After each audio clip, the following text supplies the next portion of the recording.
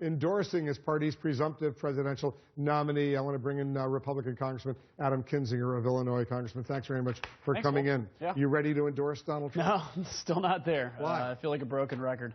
You know, look, as everybody has a decision to make on who to vote for, a member of Congress as a private citizen has to make that decision as well. Donald Trump's tone, his violent rhetoric, things talking about banning all Muslims when, frankly, there are Muslim nations that are doing a lot of dirty work against al-Qaeda, for instance. Saudi Arabia dealt al-Qaeda one of the biggest blows recently. You know, it's that tone. It's a foreign policy that's nonsensical when he explains it. That is a huge concern to me. Now, I'd love to eventually get to where I can endorse a Republican nominee. I'm a Republican. But the Republican nominee has to talk like a Republican. He has to have some Republican values.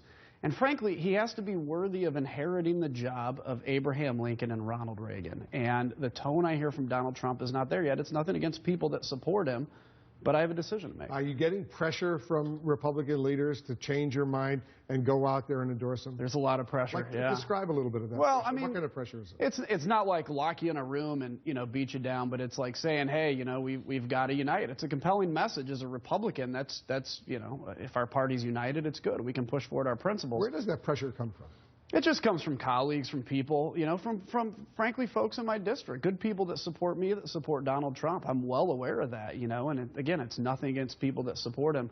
But I came out here not because I wanted the title, not because I wanted the paycheck, but I came out here to make a difference. And on a thing like foreign policy, where I've spent 6 years fighting hard to remind Americans our mission in the world and things like that, when you have a nominee that says basically the direct opposite, embraces Vladimir Putin, is flattered by Vladimir Putin, says give the Middle East to Russia, those are concerning issues and ones that I can't just roll over on. You're a combat veteran. You served in the Air Force in Iraq and Afghanistan, for that matter. Are you one of those Republicans potentially that could actually vote for the Democratic nominee, assuming it's Hillary Clinton? No, I don't see myself going there. Look, I basically disagree with Hillary Clinton on just about everything, I'm sure.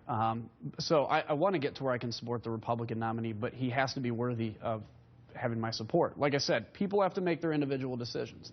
I'm in the same position. We're no different than anybody. We have to make that decision.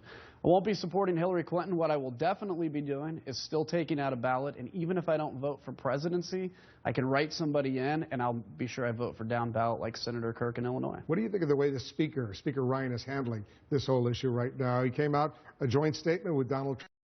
He didn't formally endorse Trump, but he said it was a great meeting. I think the Speaker's handling it well. He's a man of great principle. He's somebody that wants to do what's right, understands the need to work together, but wants to do right. But he is the Speaker of the U.S. House of Representatives, basically the leader right now of the Republican Party. He has a different set of pressure points on him and a different responsibility to unite than somebody like me, for instance. So I think he's doing a great job. He's upholding his principles and doing what I hope that I can do, too, is to help bring Donald Trump to a position where he starts to sound like a Republican. And again, he speaks in tones worthy of a guy like Ronald Reagan and Abraham Lincoln. You know, Trump, he's very ambitious, as you know, and politically, he's made no bones about it. He thinks he could carry important battleground states, like Florida, Ohio, Pennsylvania, for that. He thinks he could carry his home state of New York. Do you think, let's say you come around and you endorse him, do you think he could actually carry your home state of Illinois? It'll be tough. Look, it's tough.